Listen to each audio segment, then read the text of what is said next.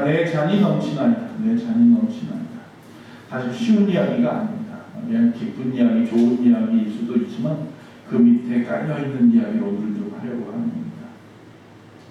광야에서, 이스라엘 백성은 광야에 살잖아요. 광야 같은 곳에서 그들이 손님이 오면 참 힘들어요. 손님들이 오는 모습이 깔끔하지가 못해요. 온몸이 먼지 투성이고 엉망이고. 그런 사람들이 오면 먼저 물을 갖다 내주어서 발을 씻게 하고 그러죠. 그리고 식사와 마실 것을 대접합니다. 근데 물이 귀한 곳은요, 오히려 포도주를 내놔요. 포도주로 손님들에게 넘치도록 부어서 줍니다.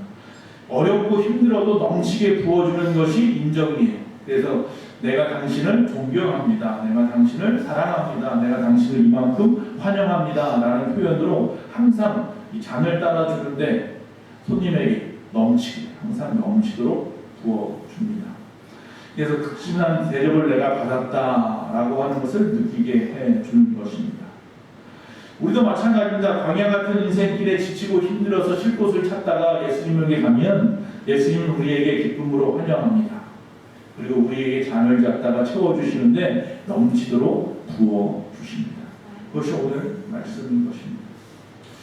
자, 그런데 중요한 것은 여기서 우리가 받는 그 대접에 그냥 기뻐하는 것에만 있으면, 취해 있으면 안 된다는 겁니다. 좀 더 깊이 보기를 원합니다. 주님의 마음이 어떤 것인지, 어떤 마음으로 우리에게 그렇게 극진하게 대접하는 것인지, 오늘은 두 가지의 잔을 보려고 합니다. 내 잔이 넘친다고 했는데 하나는 예수님의 잔이고 하나는 다윗의 잔입니다. 오늘 말씀에 이 밑에 깔려있는 내용은 예수님의 잔이고 그것을 알고 있는 다윗은 내 잔이 넘친다고 표현하고 있는 것입니다. 자, 똑같은 포도주라도 장소에 따라서 하나는 기쁨의 잔이 될 수도 있고 하나는 슬픔의 잔이 될 수도 있습니다. 여러분, 결혼식장에서 마시는 잔은 무슨 잔이에요? 기쁨의 잔이겠죠. 근데 장례식장에서 마시는 잔은 무슨 잔이에요? 슬픔의 잔이겠죠. 그러니까 잔은 이렇게 두 가지의 잔이 있어요. 즉 잔치나 연회에서 받는 기쁨의 잔이면 좋겠는데 이 장례식장 같은 곳에서 받는 잔이면은 그건 슬픔의 잔이에요. 이게 유대인들은 장례식장에서 주는 이 포도주를 받을 때 그냥 받지 않고 뭐라고 한마디를 꼭 합니다. 뭐라고 말하냐면 이 잔이 내게서 씁니다 라고 말하든지 아니면 이 잔을 내게서 옮겨주세요 라고 말을 합니다. 정말 옮겨달라는 게 아니에요. 그러니까 쓰니까 안 마시겠다는 게 아니에요. 마시면서 쓰다라고 말하는 거고 받으면서 받고 싶지 않다라고 말하는 거죠. 그 이야기는 나도 지금 당신과 같이 고통과 슬픔을 함께 나눕니다 라는 것이에요. 그래서 이미 받아버린 일이고 이미 벌어진 일인데 또 우리가 어떻게 감당할 수 없는 일인데도 불구하고 그 앞에서 우리가 고난을 받아들일 때 그만큼 나도 슬프고 고통스럽다라는 것을 표현하기 위해서 이 잔이 내게 있습니다. 아니면 이 잔을 내게서 옮겨주세요. 슬픈 표정으로 이렇게 말을 하는 거예요. 또 이스라엘 백성들은 회개할 때 어떻게 합니까? 죄를 뒤집어 쓰고 또 가슴을 치면서 옷을 찢으면서 하나님 앞에 통회 작업을 하죠. 그만큼 내가 하나님 앞에 애통합니다라는 것을 보여주기 위해서 그렇게 행동을 하는 거죠. 자, 그만큼 이 슬픔의 잔은 힘든 잔이 받기 싫은 잔이기도 합니다. 그런데 바로 예수님의 잔은 그럼 어떤 잔일까요? 예수님의 잔은 기쁨의 잔일까요? 슬픔의 잔일까요? 기쁨의 잔이 아니라 슬픔의 잔이죠. 그가 하시는 말씀을 보면 알아요. 겟세마네 동산에서 마지막 십자가에 죽기 전날 밤새도록 그 동산에서 하나님 앞에 기도하죠. 그래서 밤새도록 하나님 앞에 기도하는 예수님이 뭐라고 말씀하십니까? 한번 볼까요? 누가복음 22장 42절 다 같이 시작. 이르시되 아버지여 만일 아버지의 뜻이거든 이 잔을 내게서 옮기시옵소서. 그러나 내 원대로 마시옵고 아버지의 원대로 되기를 원하나이다 하시니. 이 기도문을 잘못 이해하면 힘드니까 피할 길 좀 주세요 라고 말하는 것 같아요. 그러나 이 기도문은 내가 십자가를 지고 싶지 않다라는 말이 아니에요. 만약에 예수님이 정말로 십자가 지기 싫어요 라고 떼쓰는 것으로 지금 이 말씀을 본다고 한다면 예수님이 굳이 십자가를 지려고 예루살렘까지 올 필요가 없어요. 종려주일날 굳이 나귀 새끼를 타고 들어올 필요가 없었어요. 예수님이 여기 오기 전에 어디에 있었느냐 보면 그런 이 예루살렘이 있는 이 남유다에 있지 않았어요. 저 북쪽에 있는 데가볼리 같은 가이사랴 빌립보 같은 저 북쪽에 있었단 말이에요. 거기서 우리가 잘 아는 대로 주는 그리스도죠. 살아계신 하나님의 아들이라고 베드로가 신앙 고백을 했던 곳이 가이사랴 빌립보죠. 그곳에 있었단 말이에요. 거기는 왕이 분봉왕이죠. 물론 로마에서 책정받은 왕이에요. 헤롯이라고 하는 대왕이 있었고 예수님이 태어날 당시에 그의 아들들이 분봉왕이 석정왕이 되어서 나라를 갖다 갈기갈기 찢어서 왕으로 노릇하고 있는 거예요. 그 중에 이 북쪽에 있었을 때에는 헤롯 빌립이라고 하는 사람이 왕이었어요. 거기 있으면 돼요 그냥. 근데 굳이 헤롯 아겔라이스라고 하는 곳이 사람이 아겔라오라고 하는 사람이 있는 예루살렘으로 내려올 필요가 없는데 내려왔어요. 다른 나라나 마찬가지예요.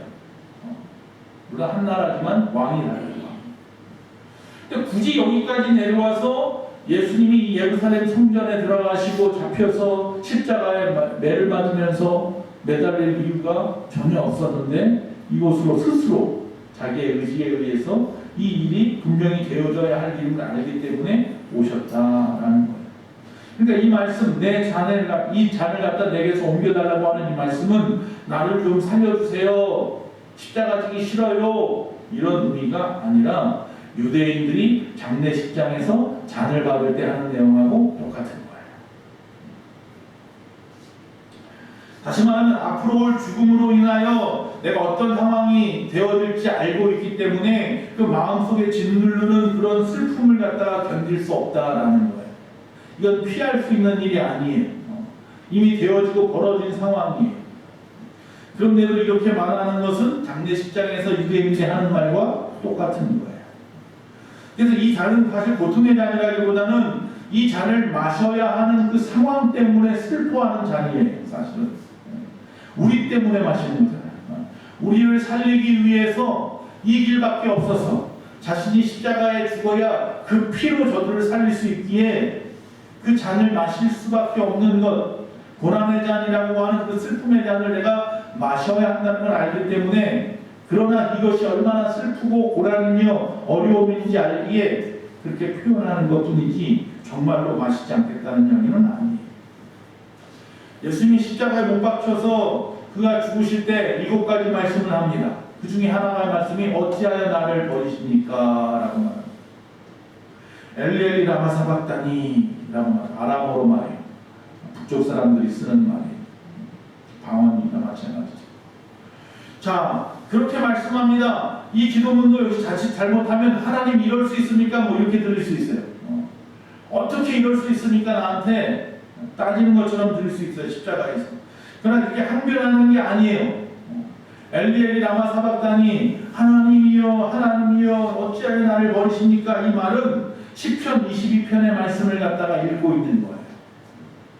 시편 22편 1절만 또 한번 다 같이 한번 읽어보겠습니다. 시작. 내 하나님이여 내 하나님이여 어찌 나를 버리셨나이까? 어찌 나를 멀리하여 돕지 아니하시오며 내 신음소리를 듣지 아니하시나이까? 시편 22편 앞에 부분이에요. 우리가 지금 찬송을 보면, 여러분 가지고 있는 찬송가에 보면 제목을 갖다 어떻게 붙입니까? 가사 첫 줄을 갖다 제목으로 붙이죠. 그렇죠? 성경을 읽을 때 지금은 몇 장 몇 절로 구별되어 있지만 처음 쓰여 있을 때는요 몇 장 몇 절이 없이 그냥 쭉 이어져 있었어요. 그걸 갖다 나중에 신학자들이 잘라서 몇 장 몇 절로 만들어 놓은 거죠. 그래서 여기서 지금 예수님께서 십자가에서 뭘 하고 계시는 거예요? 시편 22편을 외우고 계시는 거예요. 그 당시 유대인들이 힘들 때마다, 고난스러울 때마다, 어려울 때마다 시편 22편을 갖다가 암송을 했어요. 그 앞에 부분만을 갖다가 보는 거예요. 앞에 부분만. 나의 하나님 어찌 나를 버리셨나이까. 즉 이 시편이 바로 환난과 고통 가운데에서 하나님의 도우심을 구하는 시편이기 때문에 그렇게 외치는 거예요. 즉 고통이 시작되는 그 시점에서 이겨내기 위해서 어떻게든지 이 고난을 끝까지 참아서 죽음으로 승화시키고 다시 부활하기 위해서 처절하게 몸부림치는, 그러면서 하나님 앞에 하나님의 말씀을 외우면서 소리 지르는 그 모습이에요. 예수님이 그리고 마지막에 7가지 중에 마지막에 뭐라고 말씀하고 숨을 거두십니까? 다 이루었다. 뭘 다 이루었습니까? 우리가 볼 때에 당신 죽어버리면 끝인데 뭘 다 이루었습니까? 제자들도 다 도망가 버렸는데 뭘 다 이루었습니까? 우리는 그렇게 말할 수 있지만 이 말도 역시 신학적으로 여러 가지로 해석할 수 있습니다만 그 중에 하나가 역시 그냥 원어대로 말하면 다 했다, 다 끝났다 이런 말이거든요. 그럼 무엇을 다 했고 무엇을 다 끝냈을까? 아마도 많은 사람들이 이야기하는 것은 시편 22편을 다 외웠다는 거죠. 끝까지 내가 다 암송을 했다. 이제 다 끝나면 된다는 거죠. 요한복음 19장 30절 똑같이 읽겠습니다. 예수께서 신포도주를 받으신 후에 이르시되 다 이루었다 하시고 머리를 숙이니 영원히 떠나가십니다. 시편 22편을 다 암송했다라는 것일 겁니다. 하나님께 끝까지 도우심을 구하고 이제 그 도우심을 다 구했다. 이제 하나님의 일이야. 이제부터는 하나님의 시간이야 라고 말하는 거죠. 즉 다시 말하면 슬픔의 잔, 고난의 잔을 내가 마셨으니 이제 하나님이 너희에게 무슨 잔을 주리라? 기쁨의 잔을 주리라. 내가 고난의 잔을 맡을게. 너희는 기쁨의 잔을 받아라. 내가 장례식장에서 마시는 그 슬픔의 잔을 맡을게. 너희는 결혼식장에서 먹는 그 기쁨의 잔을 받아라. 나중에 어디서? 저 천국에 가서 우리 주님과 다시 천국 잔치를 벌이고 그 혼인 잔치 때 다시 포도주를 마실 때는 그렇게 마셔라. 기쁨의 잔을 마셔라. 그래서 다윗의 잔은 어떤 잔이에요? 기쁨의 잔이에요. 다윗은 예수님이 아직 오시지 않았고 오실 메시아를 기다리고 있는 사람이었지만 하나님이 자신을 위하여 행하셨던 모든 일들을 생각하며 이렇게 갖다 고백하는 거예요. 야, 내 잔이 넘칩니다. 하나님이 나를 위하여 애쓰고 힘쓰셔서 내가 이 고난 가운데서 기쁨으로 승화되었습니다. 감사합니다. 지금 그런 상황이고 광야 같은 인생길에서 하나님께서 나에게 감사의 조건을 주시니 감사합니다. 다윗은 이처럼 기쁨의 잔을 받았음을 고백하고 있는 건데 그 기쁨의 잔, 내 잔이 넘친다라는 첫 번째 의미는 뭐냐면 만족의 잔을 받았다는 거예요. 내가 넘치는 만족을 고백하고 있는 거예요. 이 짧은 한 문장 안에 다윗의 그 깊은 만족, 어떤 감격이 숨어 있는 거예요. 내 잔이 넘칩니다라는 이야기는 만족합니다. 우리는 종종 어떤 일이 벌어지면 그 안에서 내가 손해볼 것들 또 아니면 우리가 무엇이 부족한지를 바라봅니다. 그래서 돈이 부족한지 건강이 부족한지 관계가 어려운지 이런 것만 바라봅니다. 그러면 항상 뭐예요? 고난이고 슬픔이에요. 그러나 다윗은 지금 우리가 똑같은 상황에 버려졌다 할지라도 거기서 뭘 보느냐면 넘치는 걸 바라봅니다. 무엇이 넘치는지 무엇이 있는지 하나님이 나에게 무엇을 베풀었는지에 대한 것들을 바라봅니다. 그래서 주님으로 인해 내 인생은 부족하지 않습니다. 오히려 넘칩니다. 라고 지금 다윗이 고백하고 있는 거예요. 지금 양이나 치는 자리에 있는데 외로운 곳 광야에서 양 치고 있는데 언제 짐승이 또 쳐들어올지 그런데도 불구하고 그런 이야기하는 겁니다. 나는 부족한 것이 없습니다. 주님이 나와 함께 하시니 부족한 게 없습니다. 진짜 만족은 상황이 있지 않습니다. 하나님과의 관계에서 오는 겁니다. 그러니까 내 상황이 어떻다고 해서 만족하지 못하는 게 아니라 하나님과의 관계에서 만족함을 누리는 거예요. 내 상황은 지금 부족한지 몰라도 나는 주님으로 만족합니다. 주님으로 넘치는 은혜를 받고 있습니다. 두 번째, 이 다윗의 잔은 왜 기쁨의 잔이냐면 감사의 잔이기 때문이고 감사의 태도로 받는 것이라고 해요. 내 잔이 넘칩니다. 감사의 사람만이 할 수 있는 말이에요. 즉 다윗의 삶이 완벽했기 때문에 그가 지금 이렇게 고백하는 게 아니라는 말이에요. 우리는 너무나 잘 압니다. 다윗이 얼마나 힘든 삶을 보냈는지, 원수들로 공격을 당하고 자기 주변 사람들 하다못해 자기 아들에게 배신을 당하고 끊임없이 도망치는 삶을 살고 그랬단 말이죠.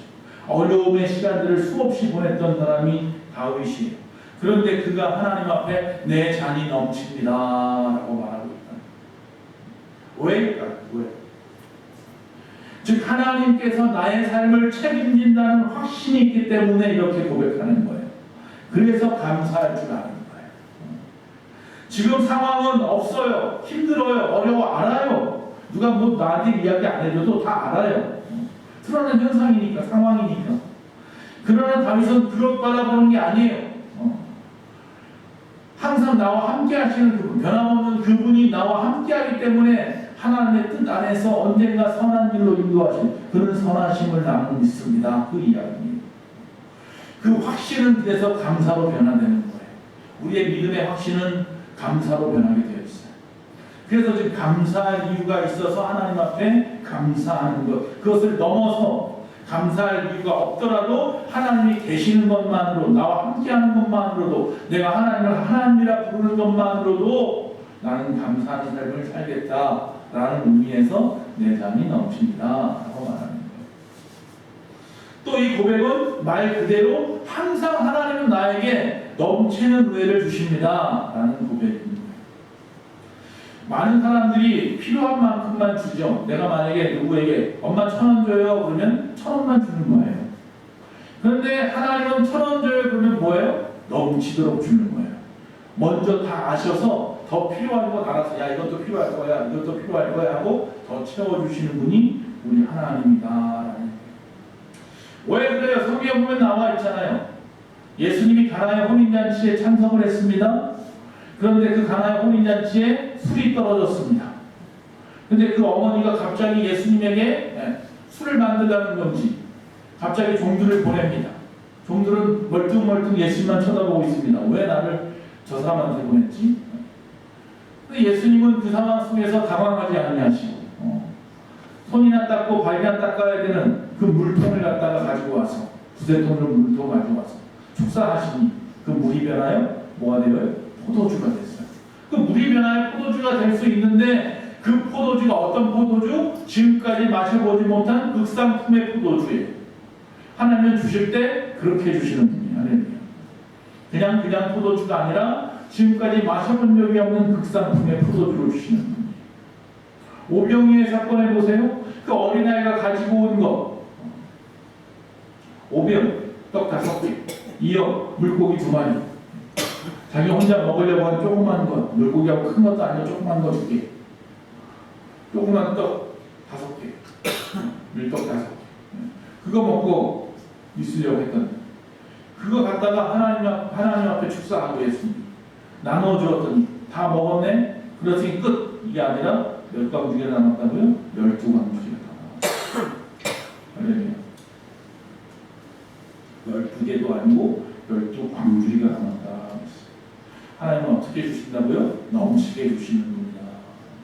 우리의 기대를 초월해서 주시는 하나님이다. 그 하나님을 좀, 멋있는 하나님을 좀 믿어보십시오. 결론은 그렇습니다. 결론은 그겁니다. 여러분, 부족함을 제발 바라보지 말고 넘치는 하나님을 바라보십시오.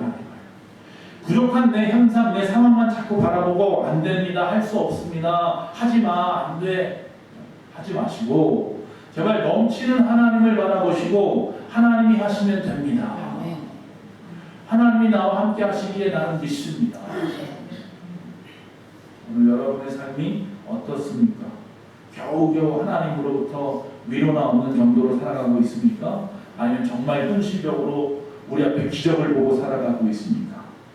그냥 말씀 안에서 말씀이 이렇게 말씀하니까 이 말씀만 믿고 살아야지, 그래, 위로받고 살자, 이 정도입니까? 아니면 그 말씀이 여러분의 삶에서 현실적으로 나타나서 정말로 넘치는 복을 받고 살고 계십니까? 정말 익사이팅한 말이에요. 막 흥분할 만한 일들이 매일같이 벌어져야 하는 거 아닙니까? 하나님을 믿으니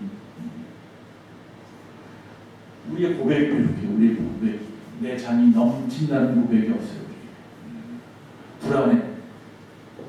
교회 나오면 모든 일이 될 것 같아. 말씀 들으면 아멘 하는데 막상 돌아서면 또다시 아이고 내 잔이 부족합니다. 오늘도 또 부족합니다.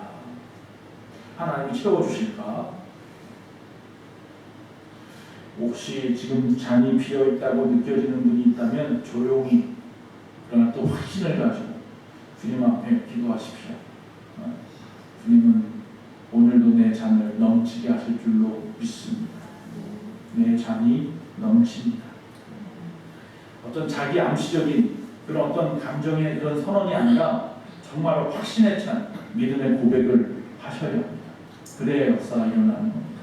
남이 하니까 그냥 이게 아니라 정말로 내가 믿고 그 하나님을 나의 구주로 나의 목자로 확신한다면, 그분이 나에게 행할 것을 확신한다면 오늘 다시 고백하는 겁니다.